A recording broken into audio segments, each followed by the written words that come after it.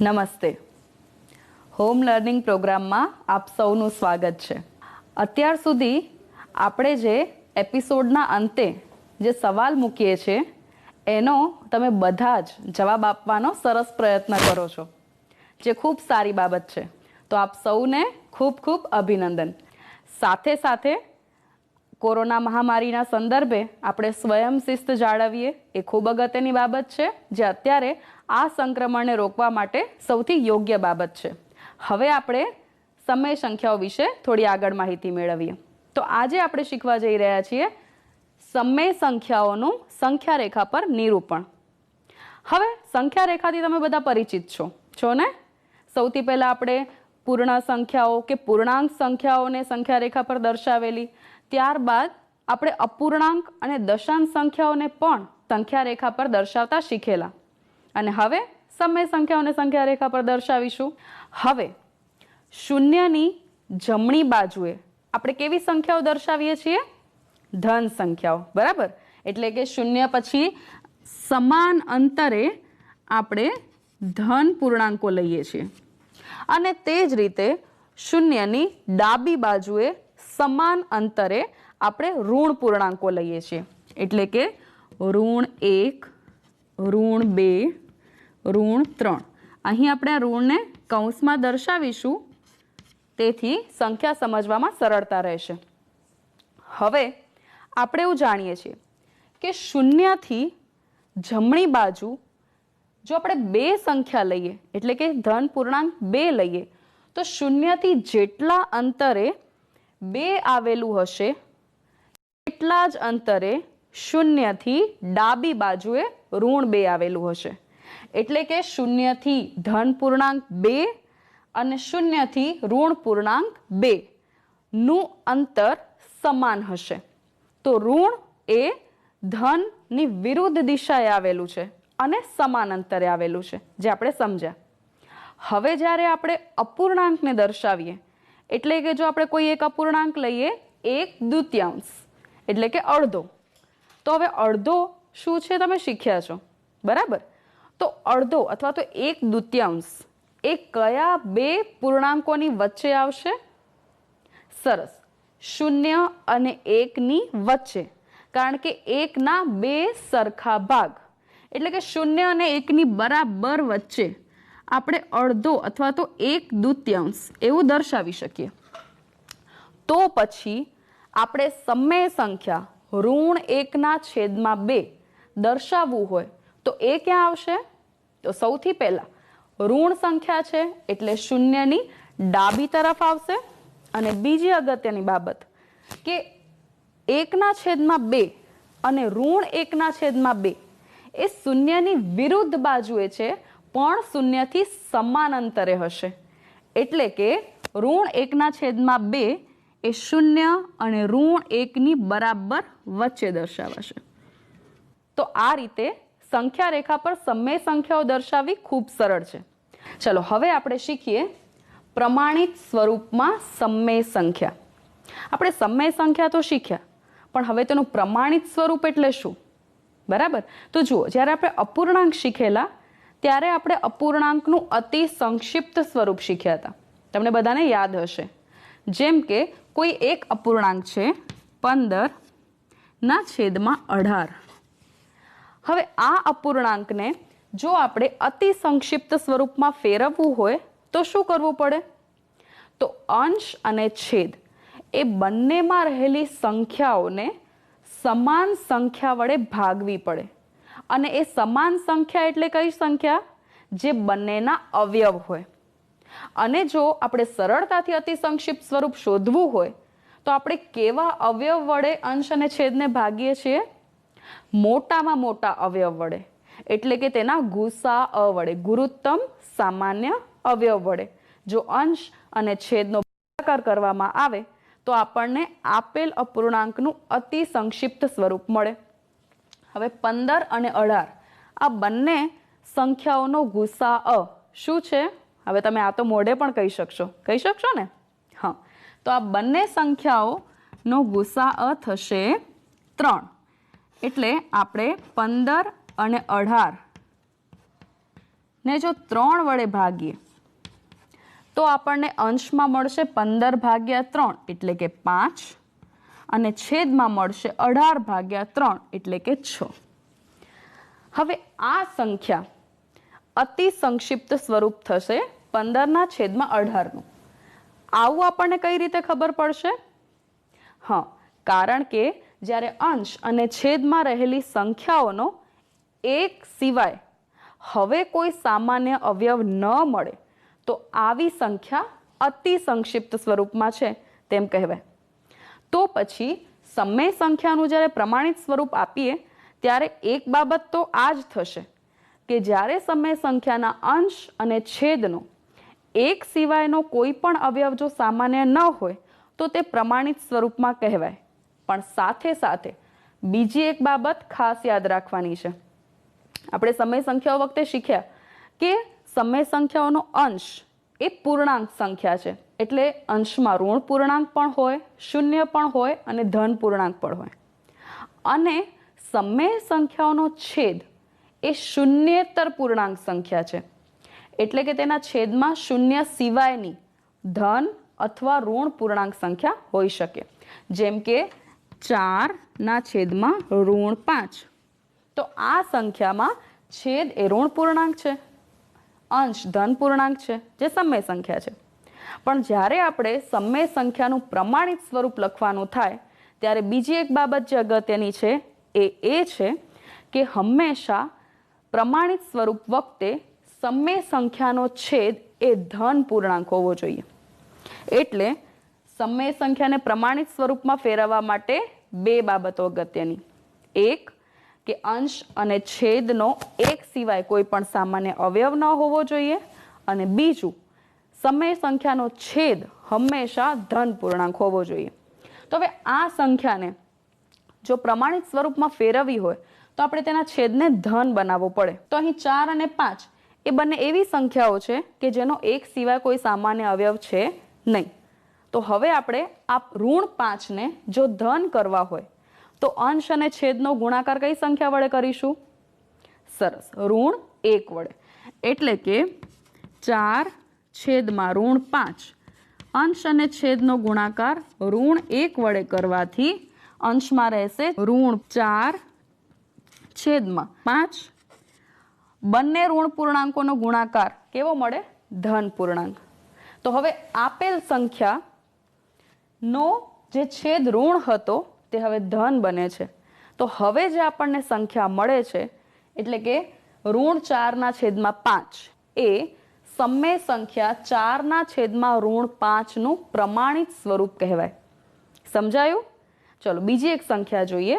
અહીં એક બીજી સમય સંખ્યા છે 8/18. હવે આને આપણે પ્રમાણિત સ્વરૂપમાં ફેરવવાની છે. તો સૌથી પહેલા આપણે તેનું અતિ સંક્ષિપ્ત સ્વરૂપ આપીશું, એટલે કે એના અંશ અને છેદનો ભાગાકાર આ બંને સંખ્યાઓના ગુસા વડે કરીશું. તો 8 અને 18 નો ગુસા થશે 2, એટલે કે 8 અને છેદમાં ઋણ 18. આ બંનેનો ભાગાકાર 2 વડે કરીશું. હવે જુઓ, હવે જ્યારે છેદમાં ઋણ સંખ્યા હોય અને આપણે ભાગાકાર કરવાનો થાય ત્યારે આપણે ધ્યાન રાખીશું કે આવા વખતે આપણે તેનું ઋણ ચિહ્ન અવગણીને જે સામાન્ય અવયવ છે તેના વડે ભાગાકાર કરીશું.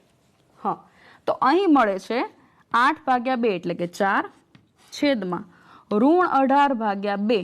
18/2 થશે 9 ને ઋણ પૂર્ણાંકનું ધન પૂર્ણાંક વડે ભાગાકાર કરીએ તો આપણને જવાબમાં ઋણ પૂર્ણાંક મળે.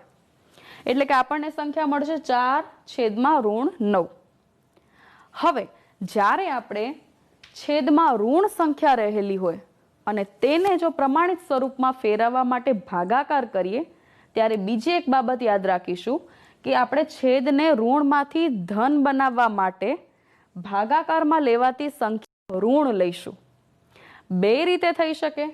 આ આપણને જે સંખ્યા મળે છે હવે તેને જો આપણે ઋણ 1 વડે ગુણીશું અંશ અને છેદ બંનેમાં તો પણ આપણને તેનું પ્રમાણિત સ્વરૂપ મળશે, અથવા આપણે 2 ના બદલે જો ઋણ 2 વડે ભાગાકાર કરીએ તો પણ આપણને આ સંખ્યાનું પ્રમાણિત સ્વરૂપ મળે.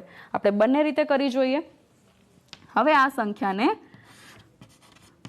છેદમાં ધન પૂર્ણાંક મેળવવા માટે આપણે અંશ અને છેદ બંનેનો ગુણાકાર ઋણ 1 વડે કરીએ, એટલે કે 4 એકમ 4. ધન અને ઋણ પૂર્ણાંકનો ગુણાકાર આપણને ઋણ પૂર્ણાંક મળે અને છેદમાં 9 એકમ 9. બંને ઋણ પૂર્ણાંકનો ગુણાકાર ધન પૂર્ણાંક મળે, એટલે કે ઋણ 4 છેદમાં 9 એ 8 છેદમાં ઋણ 18નું પ્રમાણિત સ્વરૂપ કહેવાય. અને બીજી બાબત, જે બીજી રીત આપણે શીખીએ કે જ્યારે છેદમાં ઋણ પૂર્ણાંક હોય ત્યારે આપણે ભાગાકારમાં લેવાતી સંખ્યાને પણ ઋણ રાખીએ તો કેવી રીતે થશે જોઈએ. તો ફરીથી આ જ સંખ્યા 8 છેદમાં ઋણ 18ને આપણે હવે 2 વડે નહીં પણ ઋણ 2 વડે ભાગાકાર કરીએ અંશ અને છેદ બંનેમાં, તો આપણને મળશે 8/2 એટલે કે 4.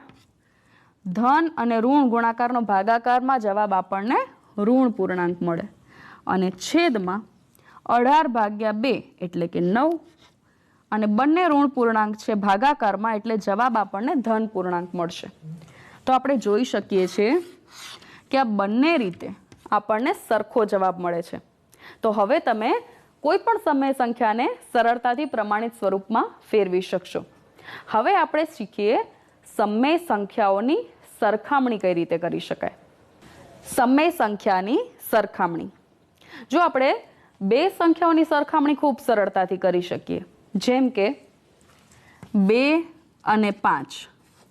આ બંને સંખ્યાની આપણે સરખામણી કરી શકીએ ને કે 2 અને 5 આ બંનેમાંથી કઈ સંખ્યા મોટી છે?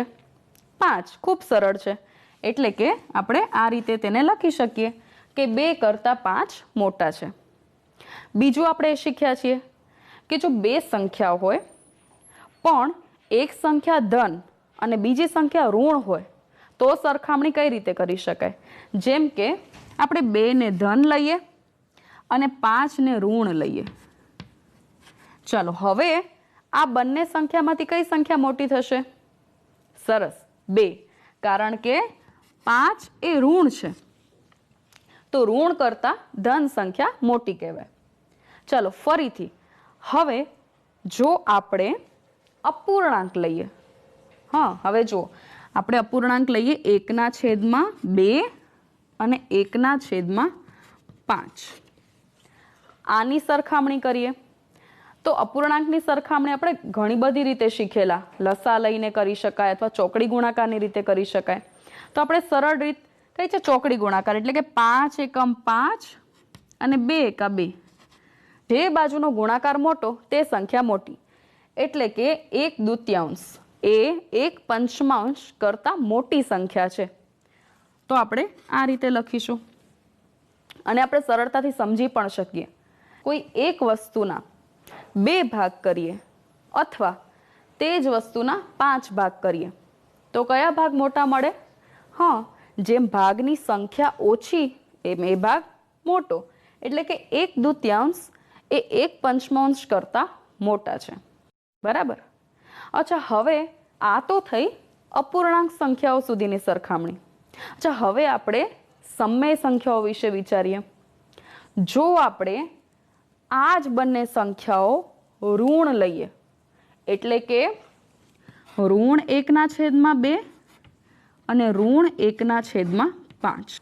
સૌથી પહેલા તો તમને એ પ્રશ્ન થશે કે અત્યાર સુધી આપણે સમય સંખ્યાઓને લખવા માટે તેના અંશ અથવા છેદમાં જો ઋણ સંખ્યા હોય તો આપણે ત્યાં ઋણ દર્શાવતા હતા. હવે અહીં મેં બરાબર વચ્ચે ઋણની નિશાની કરેલી છે, એટલે કે આ ઋણ અંશમાં ઋણ પૂર્ણાંક દર્શાવે છે કે છેદમાં એ નથી ખબર, પણ આપણે બરાબર વચ્ચે ઋણ પૂર્ણાંક દર્શાવેલું છે. આવું કેમ કર્યું?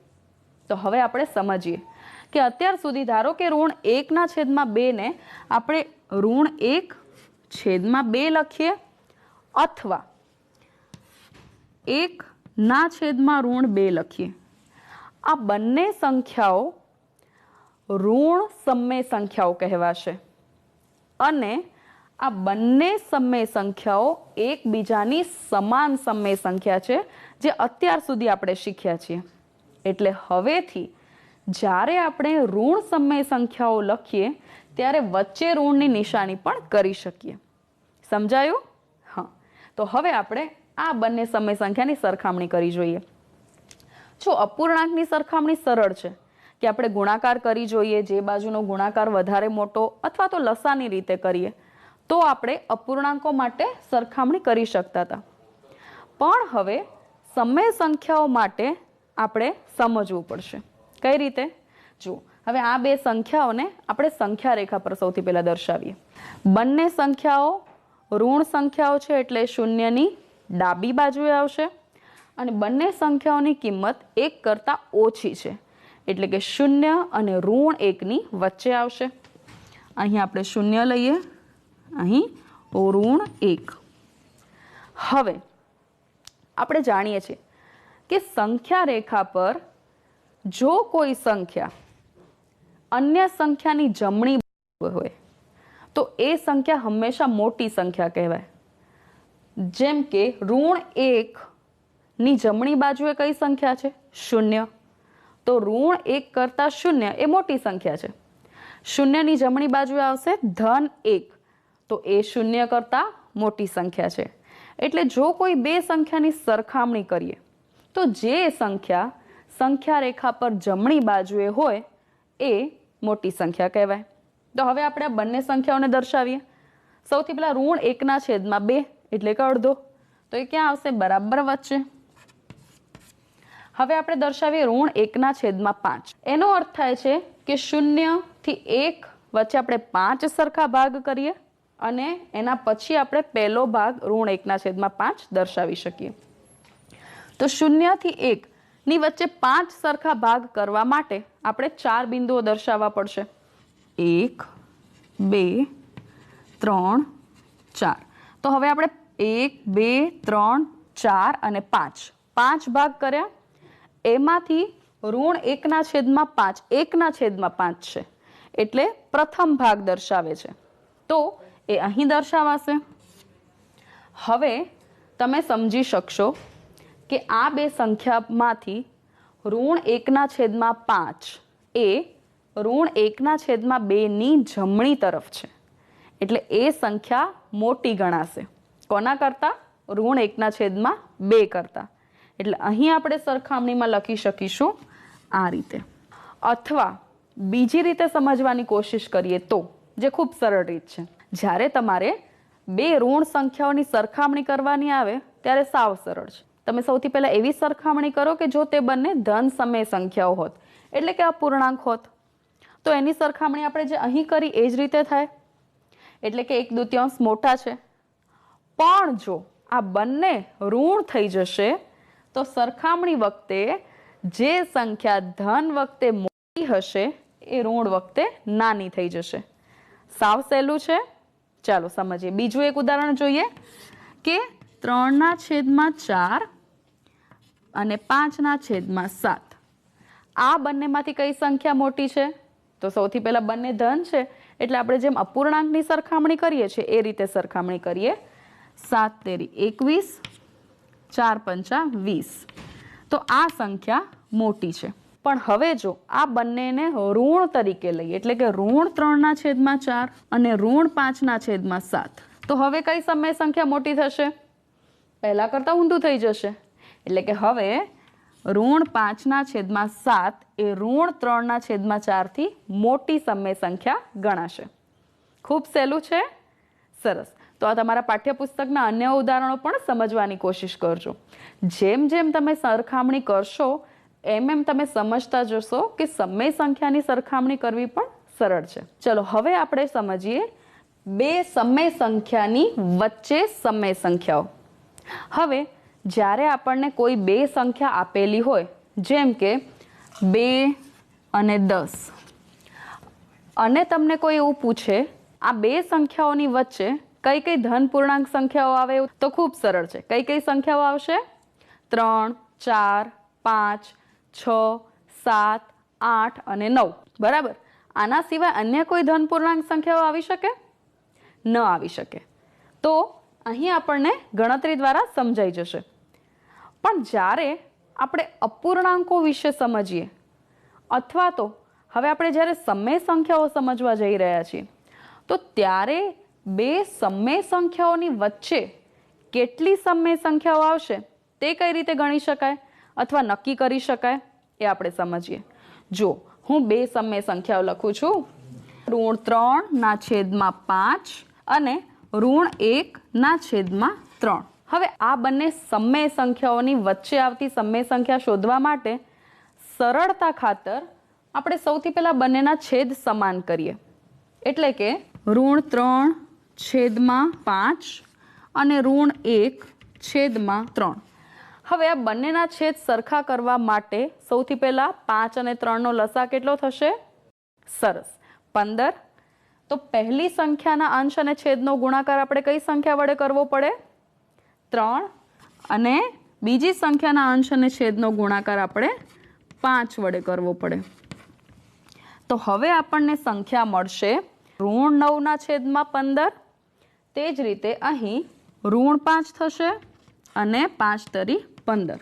તો હવે આપણને આપેલી જે સમય સંખ્યાઓ છે જેની વચ્ચેની આપણે સમય સંખ્યા શોધવાની છે તેને સમાન સમય સંખ્યાઓ મળે છે. એટલે કે હવે આપણે √9/15 અને √5/15 આ બંને વચ્ચે કઈ સમય સંખ્યાઓ આવશે તે કહી શકીશું. કઈ આવશે? તો જુઓ, √9/15, પછી √8/15, √7/15, √6/15 અને √5/15. એટલે કે √9/15 અને √5/15 ની વચ્ચે આપણને 3 સમય સંખ્યાઓ મળી. તમે સરખામણી કરી શકશો કે આ બધી સંખ્યાઓમાંથી, જેમ કે √9/15 અને √8/15, આ બંનેમાંથી કઈ સંખ્યા મોટી કહેવાશે? ખૂબ સરસ, √8/15 એ મોટી સંખ્યા કહેવાશે. એ જ રીતે આપણે સરખામણી સ્વરૂપે પણ લખી શકીએ. એનો અર્થ એ થયો કે આપણને જે મૂળ સંખ્યાઓ આપેલી હતી એની વચ્ચે આપણને 3 સમય સંખ્યાઓ મળી. શું આના સિવાય અન્ય કોઈ સમય સંખ્યાઓ મળી શકે? મળી શકે ને. કેવી રીતે? હવે જુઓ, જે આપણી મૂળ સંખ્યાઓ છે એના છેદમાં આપણે જે લસા એટલે કે 15 લીધેલો, એના બદલે જો આપણે છેદ 30 કરીએ તો શું થાય? ચાલો સમજીએ. એટલે કે ફરીથી આપણે આ બંને સંખ્યાઓના છેદ 30 કરીને પછી આપણે એ બંને વચ્ચે કેટલી સમય સંખ્યાઓ મળે તે જોઈએ. એના માટે આપણે √3/5 ના છેદને કઈ સંખ્યા વડે ગુણવો પડે? 6. એટલે અંશ અને છેદ બંનેનો ગુણાકાર 6 વડે કરીએ તો આપણને મળશે 6 તરી 18, √18 અને છેદમાં 6 પંચા 30. તે જ રીતે અહીં √1/3 ના અંશ અને છેદનો ગુણાકાર આપણે 10 વડે કરીશું તો આપણને મળશે 10 એકમ √10/30. તો હવે આપણે જોઈએ કે √18/30 અને √10/30 આ બંને વચ્ચે કઈ કઈ સમય સંખ્યાઓ આવી શકે? તો √18/30, પછી √17/30, √16/30, √15/30, √14/30, √13/30, √12/30 અને √11/30. આ બધી જ સમય સંખ્યાઓ અને છેલ્લે √10/30. તો √18/30 અને √10/30 ની વચ્ચે કેટલી સંખ્યાઓ મળે છે?